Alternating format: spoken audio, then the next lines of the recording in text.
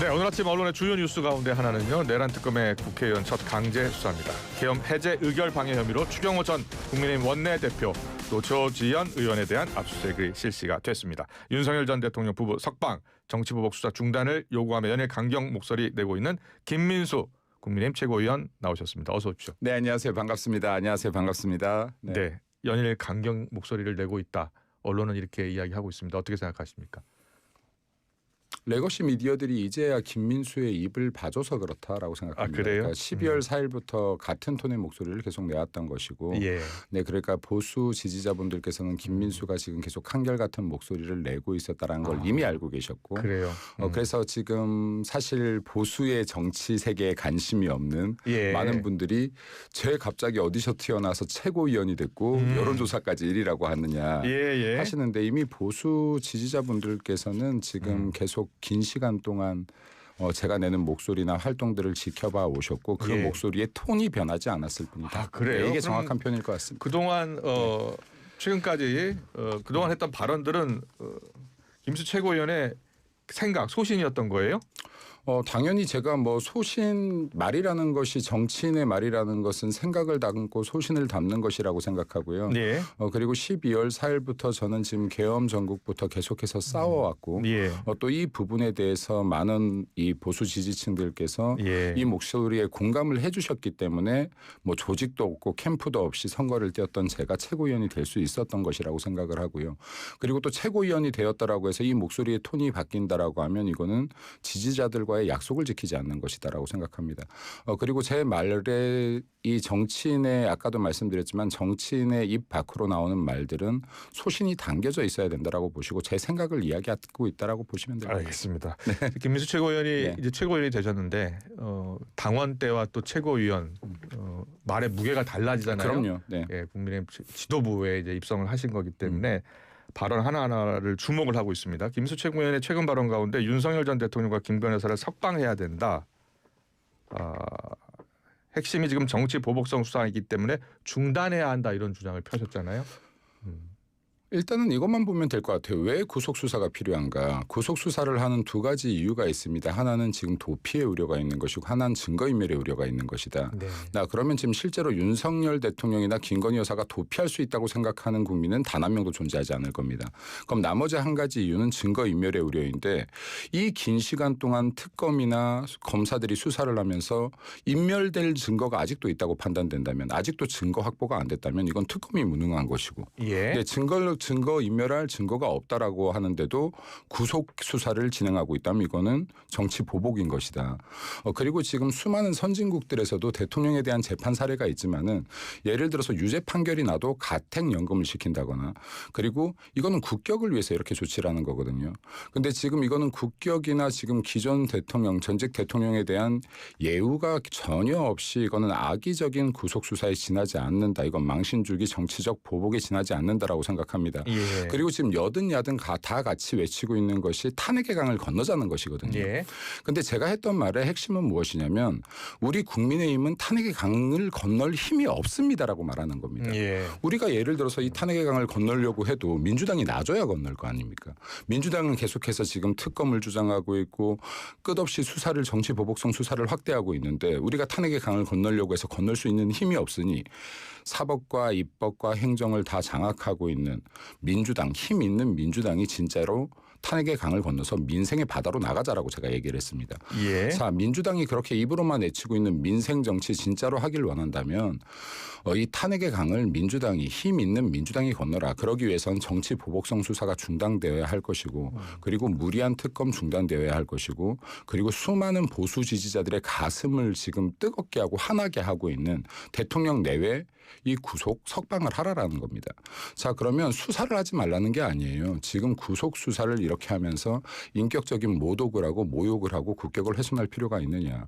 지금 충분한 시간이었고 특검을 연장한다 안 한다 운운하기 이전에 예. 지금 이 기간 동안에도 증거조차도 만들지 못했다라고 하면 이건 특검이 무능한 것이니 이제는 그만 석방하고 수사를 하더라도 진행하라는 의미입니다. 네. 김민수 최고위원이 그 발언을 하고 나서 바로 국민의힘 박성훈 수석 대변인이 김 최고위원의 발언은 당 지도부와 합의된 의견이 아니다라고 했어요. 선을 긋는 모습인데.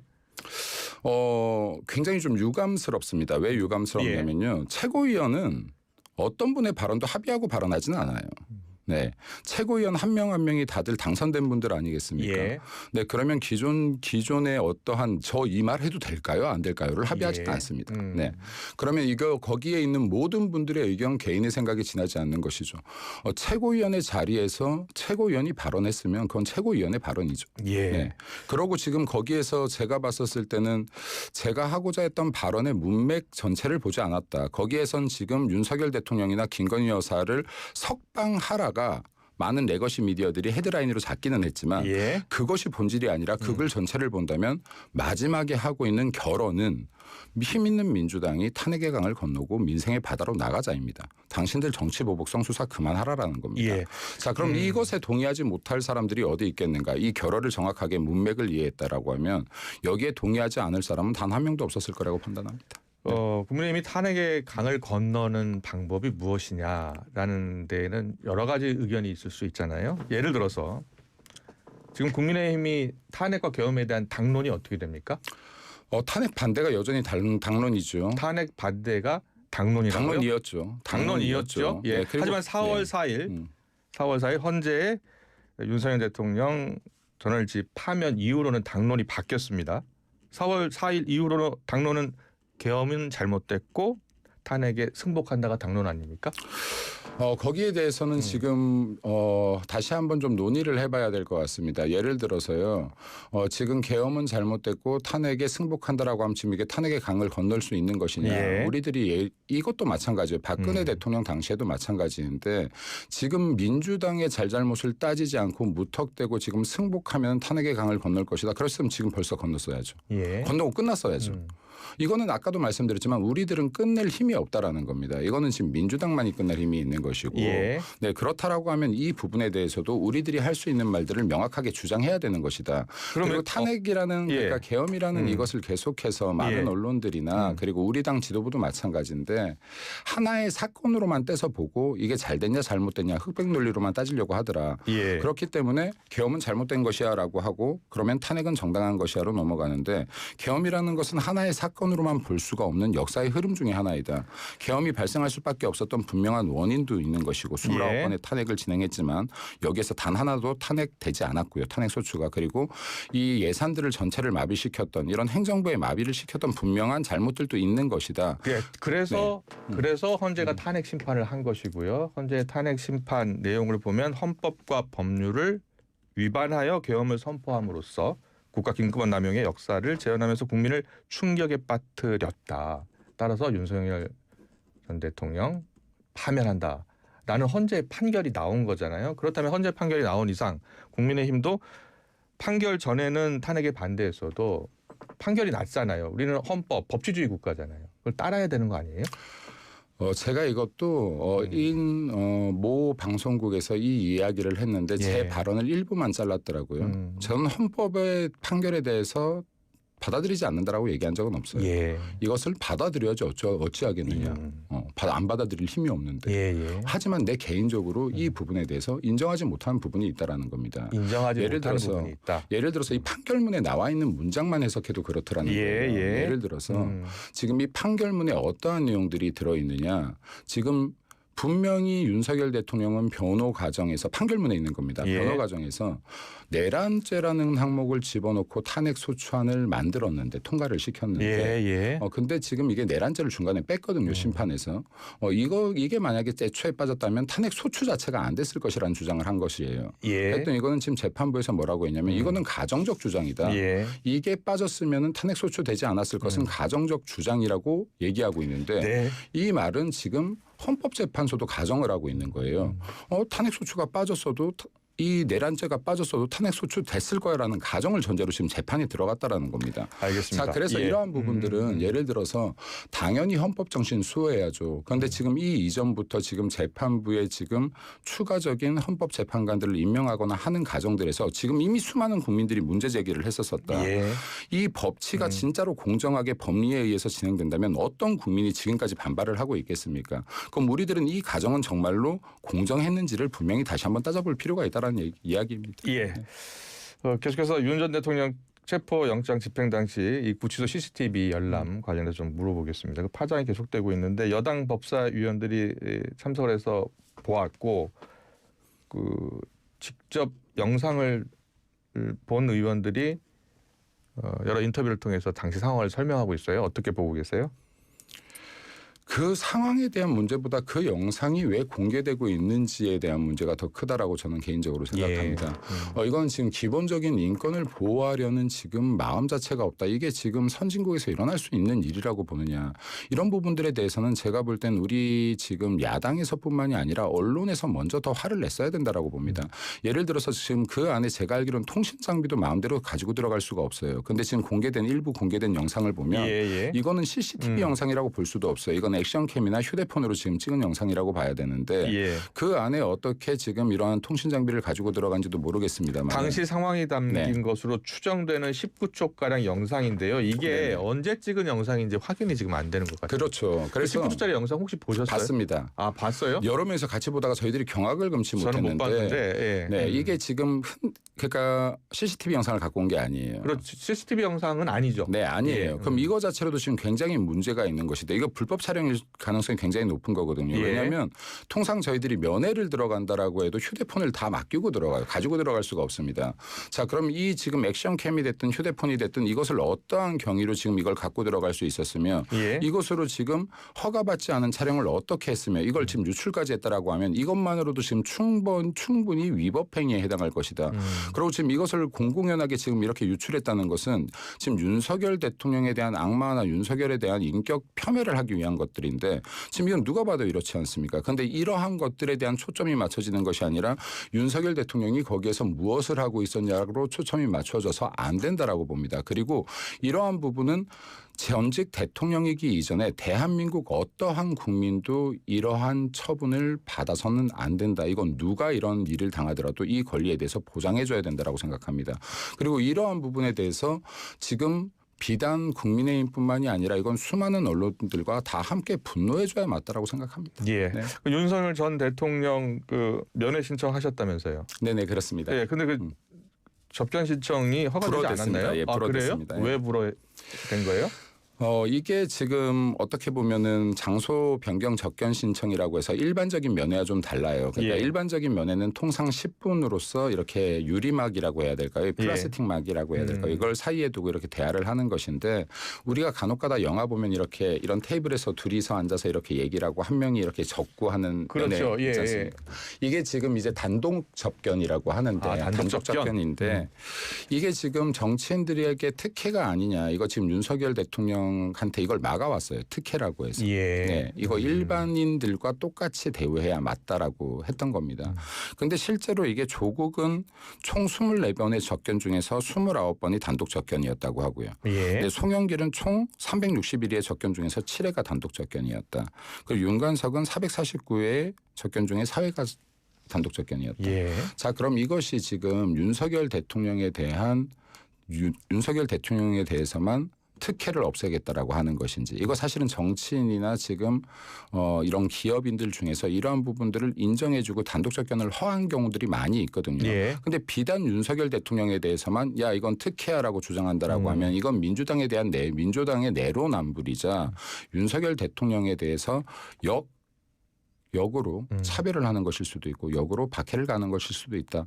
누구나 그렇게 생각할 것이라고 생각합니다. 네, 그래서 지금 이러한 부분들에 대해서도 중요한 것은 잣대의 공정성인데 민주당이 과연 지금 이러한 정치적인 결정을 하고 있음에 공정한 잣대, 균형된 잣대를 대고 있느냐 하는 부분들은 우리가 다 같이 한번 해봐야 될 문제가 아닐까 생각합니다. 네.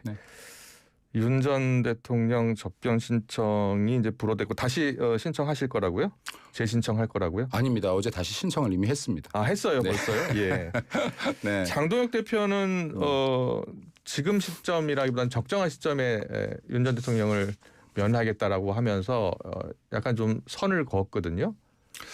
장동혁 대표는 저는 최고위원이고 장동혁 대표는 대표잖아요. 네, 그럼 이 말이나 행동에 조금은 더 조심스러워야 맞아요. 사실은. 그리고 더 많은 것을 아울러야 되고 그럼에도 불구하고 지금 제가 이 부분을 저 혼자 막 진행하진 않아요. 그러면 이게 장동혁 대표와 제가 이게 어제 허가가 되면 면회를 갈 것이라는 이야기도 나눴었고 또 그래요? 여기에 관심을 굉장히 많이 보였습니다. 장동혁 네. 대표가 만약에 허가가 되면 같이 가자 이런 말을 했어요? 같이 가자는 말은 하지 않았지만 그거 허가가 나왔냐 안 나왔냐 굉장히 많은 관심을 갖기도 했고 예. 그리고 이게 지금 불허가 되었을 때 왜 불허가 되었는지도 저에게 전화가 왔었습니다. 그래요. 그리고 또 본인이 불허의 사유들을 좀 확인해 보려고도 하셨고 그래서 제가 저한테 이런 직접적인 표현은 안 했지만 예. 제가 개인적으로 느꼈을 때는 만약에 이게 허가가 났다라고 하면 저랑 같이 가지 않았을까 개인적으로 생각합니다. 그래요. 네. 예. 장동혁 대표는 이제 적정한 시점, 네. 시기라는 말을 해서요. 좀 더 시간을 두고 생각해 보겠다라는 네. 취지로 들렸거든요. 그런데 김민수 최고위원은 같이 갈 수도 있겠다 이런 생각이 들었습니까? 네, 그런 느낌을 가졌던 것이 굉장히 많은 관심을 보였습니다. 그러니까 예. 이게 날짜가 언제로 잡혔느냐, 언제로 신청했느냐, 그리고 여기에 허가가 나지 않았을 때는 이거 왜 허가가 나지 않았느냐, 그리고 이거 본인도 좀 알아보겠다, 뭐 이제 이런 내용들을 굉장히 많이 관심을 가졌기 때문에 제가 볼 때는 확실한 것은 장동혁 대표도 대통령에 대한 걱정을 하고 있다라는 느낌이었고, 그리고 내가 만약에 이게 허가가 난다라고 하면 같이 갈 수도 있겠구나라는 예. 생각을 개인적으로 가졌던 것 같습니다. 그래요. 네. 예. 지금 특검이 추경호 전 원내대표 네네. 압수수색에 나섰잖아요. 지금 내란 관련해서 중요 업무 수행 혐의도 지금 포함이 된 것 같아요. 내란 중요 임무 종사 혐의네요. 지금 피의자로 강제 수사에 나섰고 관련해서 지금 추경호 의원 압수수색 국민의힘에서는 크게 반발하고 있는 상황이잖아요. 민주당이 좀 멈추면 좋겠다라는 개인적인 생각이에요. 네. 지금 현직 그 원내대표도 아닌데다가 추경호 전 원내대표를 넘어서 지금 이거 보좌관들까지 압수수색이 들어가고 있는 상황이거든요. 예. 민주당의 의도는 뭔지 알겠어요. 지금 결국에는 탄핵의 강을 건너고 싶지 않은 건 민주당이거든요. 예. 내년 지방선거까지 이거 끌고 가고 싶은 겁니다. 지금 내년 지방선거까지 특검도 어떻게든 최대한 끌고 가서 윤석열 대통령이나 김건희 여사 이슈로 언론에 도배하고 싶은 것이고 그리고 이 수사를 확대해서 국민의힘의 수많은 정치인들을 포토라인에 세우고 싶은 것이고 이걸 통해서 지금 내년 지방선거의 승기를 잡고 싶은 것 같은데 예. 이런 정치 그만해라. 이거 마치 문재인 정권 당시에 지금 적폐 수사몰이로 해서 2,000명 넘게 수사하고 그 과정에서 5명이 자살을 했던 사건들처럼 지금 이게 만들어질 거라는 생각이 듭니다. 지금 실제로 대한민국의 무죄 추정의 원칙이라는 게 있어요. 대한민국 국민이라면 누구라도 설령 그 혐의가 있더라도 무죄일 것으로 추정하고 이 사람의 인격을 보호해야 되는 겁니다. 지금 내란죄 확정됐습니까? 이거 수사 중입니다. 아직.